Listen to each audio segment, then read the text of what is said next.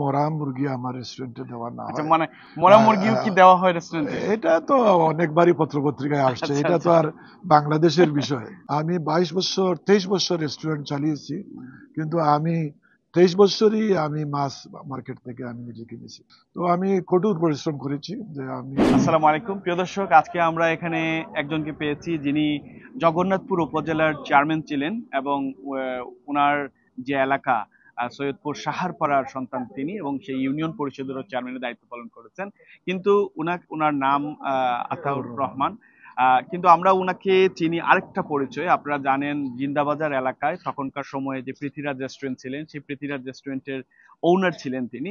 এবং আজকে উনাকে আমরা লন্ডনে পেয়েছি, কেমব্রিজ শহরে পেয়েছি। আমরা একটু কথা বলতে চাই যে আমরা যখন আমাদের অনেকেই এই দেশে এসেছেন, আপনারা জানেন পৃথ্বীরাজ রেস্টুরেন্টের ভেজিটেবল বা হসপিটালিটি ওয়াজ রিয়েলি গুড, এবং হসপিটালিটি ইন্ডাস্ট্রিতে পৃথ্বীরাজের একটা নাম আছে এখনো। এবং এই মানুষটি সেই ব্র্যান্ডের ওয়ান অফ দি ফাউন্ডার। আমরা ওনার সাথে একটু কথা বলতে চাই যে আপনি এত একটা ভালো ভালো রেস্টুরেন্ট ছিল, এটা আসলে কিভাবে গড়ে তুলেছিলেন, কি ছিল এটার ম্যাজিক, সবাই পছন্দ করতো এটার খাবার? আমি বেসিক্যালি যখন 1969-এ আমি মেট্রিক পরীক্ষা পাইলগাঁও ব্রজনাথ হাই স্কুল থেকে পাশ করে সিলেট শহরে আসি। তো লেখাপড়া শেষ করে আমি প্রথম দিকে 1976-এর দিকে ট্রাভেল এজেন্সি ব্যবসা আমি শুরু করি, বাংলাদেশ ওভারসিজ সার্ভিস নামে। তো পরে 90-এর দিকে আমি চিন্তা ভাবনা করলাম যে একটা রেস্টুরেন্ট করা যায় কিনা। আচ্ছা।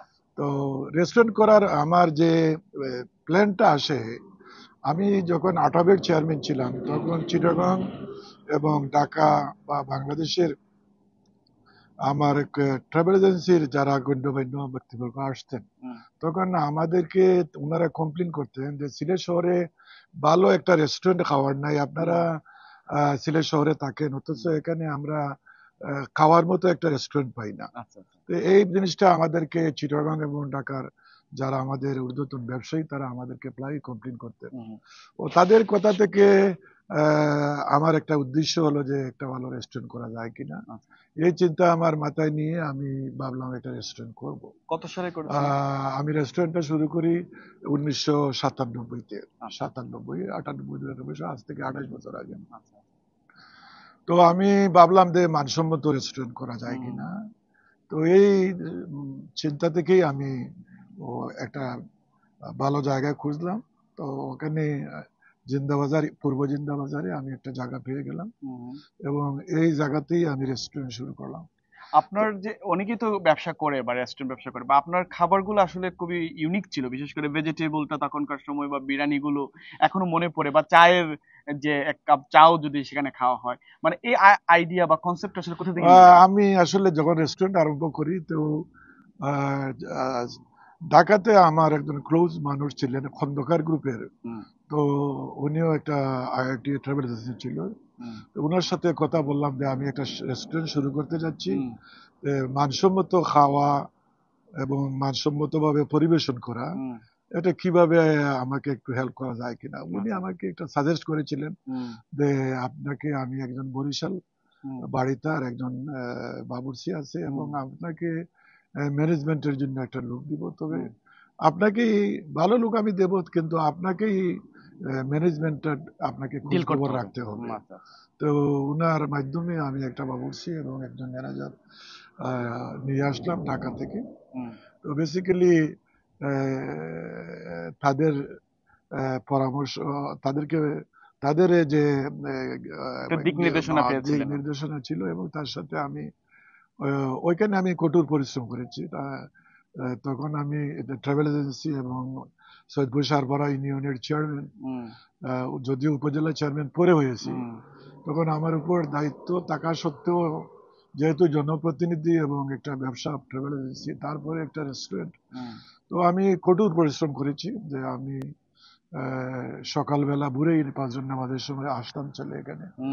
এখানে খাদ্যের মান এবং স্টাফ যারা নিয়মিত আসে কিনা, এবং একটা জিনিস আমি আমি 23 বছর রেস্টুরেন্ট চালিয়েছি, কিন্তু আমি 23 বছরই আমি মাছ মার্কেট থেকে আমি নিজে কিনেছি, কারণ আমি কাউকে দিয়ে কখনো মাছ কিনাই নেই। আমি নিজে, ওটা সিলেট শহরে সবাই জানে যে আমি সবসময় মানুষ আমাকে দেখতো যে আমি মাছ কিনে, মানে নিজে গিয়ে মাছটা কিনে নিয়ে আসলো। কোনোদিনই আমি কর্মচারী দিয়ে মাছ কিনাই নাই।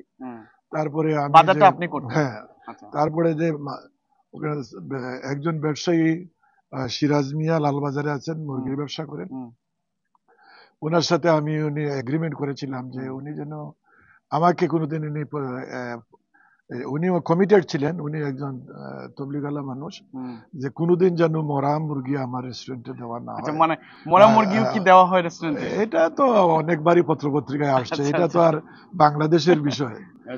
এটা আমি সচেতন ছিলাম, কারণ ওইগুলো মুরগিগুলা তো অনেকলি তারাই সাপ্লাই দেয় এবং রেস্টুরেন্টে এগুলা জবাই করে সাপ্লাই দিয়ে দেয়। তো এগুলা সম্বন্ধে আমি সচেতন ছিলাম, যার জন্য আমি যে 23 বছর রেস্টুরেন্ট চালিয়েছি। তখন জগন্নাথপুরে আমি সরকারি দায়িত্ব এবং জনগণের সাথে যে আমার যে চেয়ারম্যান হিসেবে দায়িত্ব, এইগুলা পালন করতে গিয়ে আমি জগন্নাথপুরের মানুষের জন্য সময় দিতে হয়, কারণ উপজেলা চেয়ারম্যানের সরকারি দায়িত্ব বেশ দায়িত্ব থাকে এবং জনগণের সাথে সবসময় তাদের সাথে যোগাযোগ করতে হয়। তো তারপরেও আমি রেস্টুরেন্ট কষ্ট করেও আমি এটাকে মানসম্মত রাখার চেষ্টা করেছি। যখন কোভিড-19 আসলো তখন অবস্থার পরিপ্রেক্ষিতে রেস্টুরেন্ট বন্ধ করতে হলো। এবং এখন কি খোলার কোনো পরিকল্পনা আছে? আমার আর নাই, যেহেতু আমার এখন আর বয়সের দিক দিয়ে আর ব্যবসা বাণিজ্য করার আর আমার আর অন্য লোকের মাধ্যমে ব্যবসা করা যাবে, কিন্তু মানসম্মত মানসম্মত রেস্টুরেন্ট দেওয়া যাবে না। ধন্যবাদ আপনাকে আজকে আমাদেরকে সময় দেওয়ার জন্য।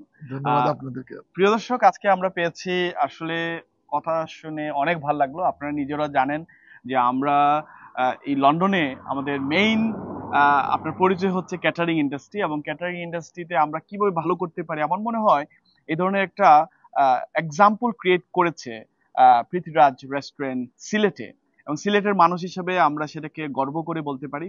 আর অবভিয়াসলি যারাই লন্ডনে গিয়েছেন, দুঃখিত, যারাই আপনার সিলেটে গিয়েছেন, কখনো হয়তো বা পৃথ্বীরাজ রেস্টুরেন্টে গিয়েছেন বা খাবার খেয়েছেন, অবশ্যই ভালো লেগেছে, এবং সিলেটের মানুষের কাছে তো অবশ্যই এটা খুবই পরিচিত নাম।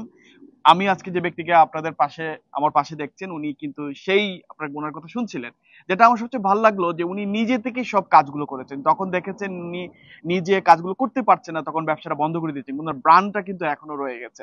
তো আমরা ওনার এই প্রচেষ্টাকে স্বাগত জানিয়েছি, সাধুবাদ জানিয়েছি ওনার প্রচেষ্টাকে। আর এভাবেই ব্যবসাগুলো সততার মাধ্যমে পরিচালিত হবে, আমরা সেটাই আশাবাদ ব্যক্ত রাখছি। আর এবং আপনার লন্ডন যাত্রা শুভ হোক সে কামনা রাখছি। সো দর্শক, সবাই ভালো থাকবেন, সুস্থ থাকবেন, আল্লাহ হাফেজ। Running a restaurant but struggling to get noticed? We're Currywalla Media. Your free consultation today. Let's get your restaurant the attention it deserves.